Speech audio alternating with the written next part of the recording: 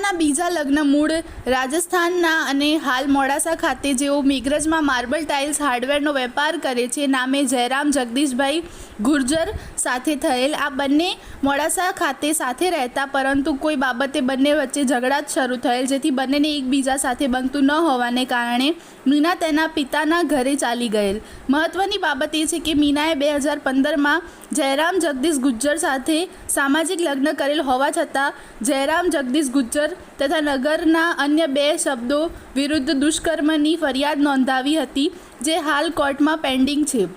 ત્યાર પછી સમાજના માણસો ભેગા થઈ મીનાને જયરામના ઘરે મોડાસા લઈ ગયા હતા। સમાધાન થતાં મીના જયરામ જોડે લગભગ 9 માસ જેટલો સમય ત્યાં સાથે રહ્યા। અચાનક મીના 19/9/2024ના રોજ ઘરેથી સોનાના દાગીના અને રોકડ રકમ લઈને નાસી ગઈ હતી, જે મામલે જયરામે મોડાસા પોલીસ સ્ટેશન ખાતે ગુમ થવા અંગે જાણવા જોગ ફરિયાદ નોંધાવી હતી।